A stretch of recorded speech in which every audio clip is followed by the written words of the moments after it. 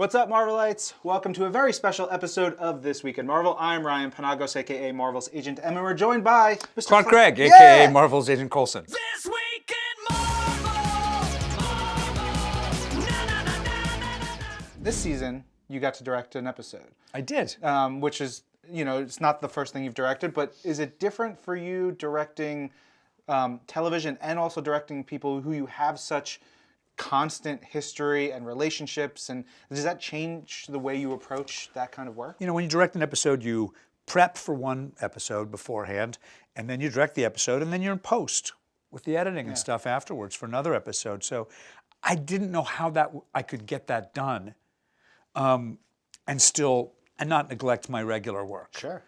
And they said, we think would be a good year to do it. Jeff Bell and Jed and Mo said, we think this would be a good year to do it. There's an episode that you're light in. And we would put it around that. And I said, okay, let's do it. Let's do it. And I've been watching the directors within, the back of my mind, like, could I do this? It's so different. And would I really, it felt, the other part is what you said, which is, do I really want to take a few steps across a boundary? To actually direct one of your fellow actors, that's a big trust exercise. And on their part, especially. Sure. And I was nervous about doing that. They were all incredibly cool about it and very like, we want you to do one of these. And still it made me really nervous. It wasn't like anything I'd done. The schedule's very fast on an indie. But it was 25 days to do a 90-minute film, and this is 8 days, maybe 9, to do a 40-minute film. And action. What is your origin story with Marvel Comics? Like, do you remember? Oh, yeah. What your Yeah. I've had to think about it a lot because new pieces of it came. My family moved a lot, and I remember there was one move, maybe two, where we had this long car ride in the back of a station wagon. And my dad bought me and my brother comics, and he brought my brother a couple of Iron Mans, and he bought me Iron Fist, because I was really into Kung Fu and Bruce Lee back then, and still am. And we swapped them, and I was hooked. Yeah.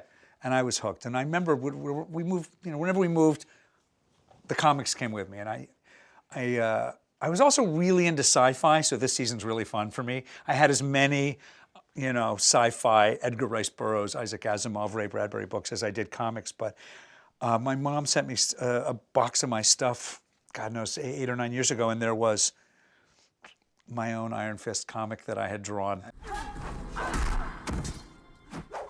Your daughter, you said she just turned 16, right? Yeah, last week. Happy birthday to her. Tell her Thank you. From This Week in Marvel, we say happy birthday. Thank you. I will tell her that. Her name's Stella. Stella. And she's amazing. Yes. I find that so cool that she's growing up with the cast. Like with the cast, they know her, but how does she view your work? Because 16 seems like an interesting age, a young person and their parents and what they do, and how does she view you as this? You're an action hero. When she was young, she wasn't too into this stuff at first, because God knows when I started doing it, I think she was a little more interested in like Ariel or the princesses from our parent company. Yeah. And I would, it was fun for me. Eventually once she got to know Chloe and Elizabeth, and Ming, she would want to watch. She started to want to watch the show, and then she kind of got hooked. And when she started to see that, these women on this show aren't girlfriends. They're the most powerful scientist on the show, and this one's got powers, and she's a warrior. Yeah. And then I liked that she was watching it, and she, like many young girls and young women now, have grown up with the show, seeing this kind of strongest females and most diverse cast. Comic book TV world. Clark, thanks for joining us. Thank you, and thanks to the coolest fans anyone ever had. This is Marvel, your universe.